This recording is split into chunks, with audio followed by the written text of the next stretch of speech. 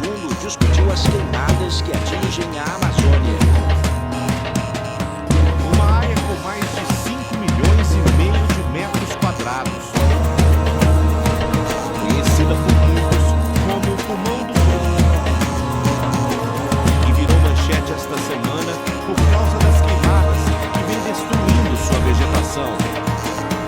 Desde o começo desse ano, segundo dados do INPE, do Instituto Nacional de Pesquisas, o número de queimadas no Brasil cresceu 82% em comparação com o ano passado. E mais da metade desses incêndios acontece em uma região, a Amazônia. Ocupando mais de 40% do país, a floresta amazônica está presente no Acre, Pará, Amazonas, Roraima, Amapá, Mato Grosso, Tocantins, Maranhão e Rondônia.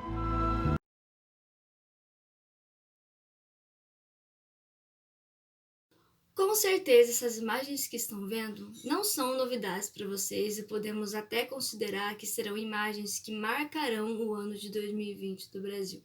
E é em meio a essas chamas de imagens e notícias que eu vou explicar um pouco para vocês sobre as queimadas na região amazônica. Meu nome é Tainara Marcondes, sou estudante de Geografia da Universidade Estadual de Londrina e se você tem alguma dúvida sobre as queimadas na região amazônica brasileira, talvez eu possa dar uma contribuída. Provavelmente vocês já viram ou assistiram a vídeos e notícias sobre o que anda acontecendo com as florestas brasileiras. Fogo, animais mortos, perda de vegetação e notícias a todo vapor tentando registrar a tragédia. Enquanto isso, os memes da internet não param, evidenciando que o brasileiro é mesmo criativo até nos piores momentos. Mas não é de hoje, de ontem ou de uns dias para cá que as queimadas existem no nosso Brasil. Na Amazônia, a cada ano, é queimada uma área que atinge cerca de 10 vezes o tamanho da Costa Rica, sendo que a maior parte desses incêndios são ocasionados pelas atividades humanas, principalmente pelo desmatamento. A seca também é um dos causadores das queimadas, uma vez que a redução da umidade no solo pode criar condições para incêndios florestais. Em 2007 e 2010, por exemplo, períodos em que a seca no sul da Amazônia foi mais intensa que o normal, houve um aumento nos focos de incêndio no local. Porém, a seca não pode ser a única justificativa para explicar a trágica realidade em que estamos vivendo nos biomas brasileiros. Para avaliar os incêndios na Amazônia, o Instituto de Pesquisa Ambiental da Amazônia fez uma nota técnica em 2019, buscando relacionar os dados dos focos de incêndio com o número consecutivo de dias sem chuva e com os dados de desmatamento deste mesmo ano, a fim de buscar as respostas para este problema. O resultado foi que as secas, por si só, não justificam o problema. A Amazônia está queimando mais em 2019 e na maioria dos estados amazônicos desde 2016, ainda que neste período a seca tenha sido mais branda em comparação aos anos anteriores. Os 10 municípios amazônicos que mais registraram focos de incêndio foram também os que tiveram maiores taxas de desmatamento, evidenciando uma relação direta entre o desmatamento e as queimadas. Mas não acaba por aí. O desmatamento não é a única atividade humana que ocorre nas florestas brasileiras e também não é a única responsável pelas queimadas na Amazônia. Em agosto de 2019, período em que a Amazônia enfrentava seus recordes nas taxas de incêndio, um grupo de fazendeiros do Pará resolveu se organizar para realizar um evento que deram um nome de Dia do Fogo. Durante os dias 10 e 11 de agosto, produtores rurais se organizaram para manifestar contra as legislações ambientais e atearam fogo na região amazônica do estado do Pará. Nesses 2 dias, o Instituto Nacional de Pesquisas Espaciais registrou 1.457 focos de calor no estado, um aumento de 1.923% se comparado ao ano de 2018. Enquanto um dia antes do atentado criminoso foi registrado 101 focos de incêndio na região, um dia depois foi para 715, um aumento de 707%. Nesses 2 dias, 53 focos de incêndio atingiram terras indígenas e 534 incendiram em unidades de conservação. Mas aí vocês devem estar se perguntando, por que ocorrem esses incêndios? Qual o motivo levam as pessoas a se organizarem em eventos para queimarem florestas? Então vamos lá. O incêndio intencional e criminoso nas florestas ocorre devido à ação de grileiros e latifundiários que, primeiro, desmatam a vegetação, tornando-a menos capaz de absorver a umidade e mais suscetível ao fogo, e depois, feitas as queimadas, o que restam são grandes áreas apropriadas para atividades econômicas, como a agricultura e a criação de gado.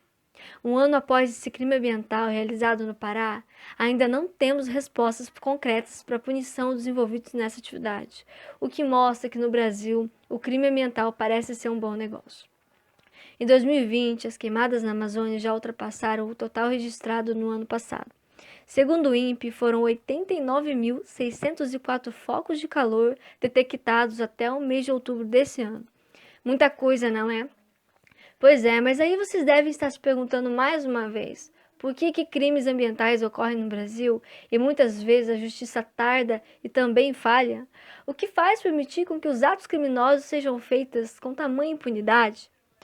É aí, meus amigos, que o bicho pega e a coisa fica ainda mais séria. Eu sei que muitos de vocês já devem estar cansados de discussão política, briga de família, treta com amigos, mas o que eu vou falar para vocês talvez te anime ou desanime. Sim, eu vou ter que falar de política. Tudo é política. Senta lá que vamos conversar. Desde o início de 2019, o governo federal e as políticas governamentais da gestão de Jair Bolsonaro vêm inviabilizando as políticas ambientais, tornando evidente que seus interesses não condizem com a preocupação ambiental do país. Mesmo antes de eleito, em março de 2018, Bolsonaro criticou as políticas ambientais, alegando a existência do excesso de multas para produtores rurais, dizendo que, se eleito, essas multas iriam acabar. Tá bom, mas o que a fala dele tem a ver exatamente ou diretamente com crimes ambientais? Em dezembro de 2018, Bolsonaro indicou Ricardo Salles para cargo de ministro do Ministério do Meio Ambiente. Eu não sei se vocês sabem, conhecem ou já viram na televisão, mas Salles é um político ruralista, ex-diretor jurídico da Sociedade Rural Brasileira e ex-secretário do Meio Ambiente de São Paulo. Ele foi condenado por improbidade administrativa por fraudar o plano de manejo da área de proteção ambiental da Várzea do Tietê. É isso mesmo, nós temos um criminoso ambiental no Ministério do Meio Ambiente. Em janeiro de 2019, quando Bolsonaro já eleito, o Ministério do Meio Ambiente é esvaziado, perdendo sua competência e autonomia de formular suas próprias políticas. No mesmo ano, a Secretaria de Mudanças de Clima e Floresta é extinta. A FUNAI deixa o Ministério da Justiça e de Segurança Pública e vai para o Ministério da Mulher, da Família e dos Direitos Humanos. A competência de demarcação de terras indígenas, contudo, vai para o Ministério da Agricultura, Pecuária e Abastecimento, perdendo também sua autonomia. Inacreditável, não é? Mas não para por aí. Em abril de 2019, Bolsonaro publica o Decreto 9.760, que regulamenta conciliações de multa para infratores ambientais. Isso significa o afrouxamento das leis voltadas aos crimes ambientais. Mas o governo e seus aliados, ainda não contentes, assinam um despacho em abril de 2020 que reconhece as áreas de preservação permanente como áreas consolidadas, matadas e ocupadas até julho de 2008. Ou seja, Ricardo Salles anistia desmatadores da Mata Atlântica e permite o retorno das atividades econômicas nessas APPs. Mas afinal, o que são áreas de preservação permanente? Se dermos uma olhadinha no Código Florestal, temos na Lei 12.651 de 2012, como área de preservação permanente, uma área protegida, coberta ou não por vegetação ativa, com a função ambiental de preservar os recursos hídricos, a paisagem, a estabilidade geológica e a biodiversidade, facilitar o fluxo gênico da fauna e flora, proteger o solo e assegurar o bem-estar das populações humanas. Ou seja, proteger essas áreas é basicamente proteger a nossa própria vida e as vidas futuras. O desmatamento, o incêndio e as queimadas nas florestas são atividades que devem ser estudadas e entendidas como indissociáveis à vida de toda a população. É, ou deveria ser, prioridade nas políticas do nosso país. Então, afinal, por que é tão importante fiscalizar e priorizar as atividades humanas que afetam a natureza e as florestas? Quais os verdadeiros impactos que podemos ter se não levamos a sério as legislações ambientais? Os impactos dessas atividades podem ser desde físicos, geográficos até sociais e econômicos. Os incêndios são responsáveis por uma enorme emissão de gases de efeito estufa na atmosfera, contribuindo para o aquecimento global. O fogo se espalha como uma linha de chamas de movimento lento pelo chão da floresta. As bases de muitas árvores são queimadas e elas morrem.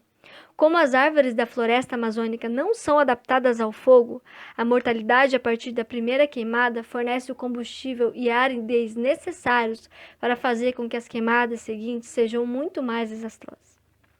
Além disso, o aumento dos incêndios influencia diretamente no balanço hídrico e no clima da região. A floresta amazônica libera grande quantidade de vapor d'água quando transpira, formando nuvens e chuvas. Cerca de 20 a 30% das águas da floresta amazônica são recicladas em forma de chuvas e metade dessa quantidade é transportada para as regiões sul do Brasil, Paraguai e Argentina, sendo imprescindíveis para que as regiões não sofram com as secas.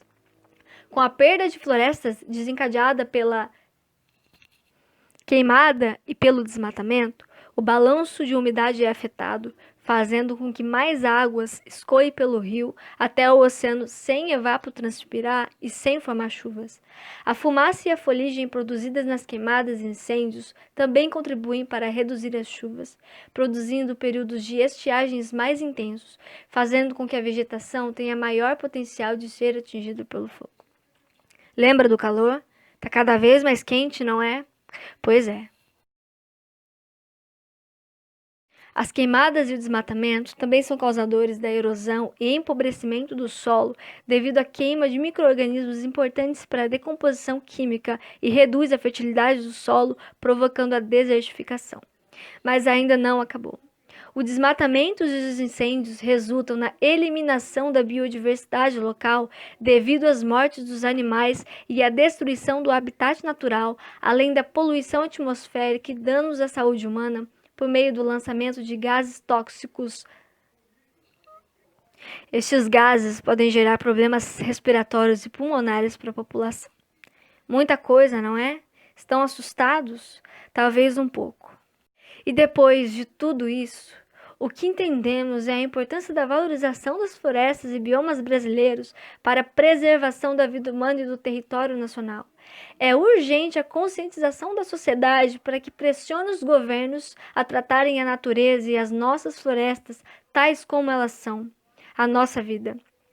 Não podemos deixar com que a principal fonte de sobrevivência dos seres vivos se torne a nossa inimiga por falta de compromisso político e por crimes ambientais pautados no discurso puramente econômico, egoísta e irresponsável.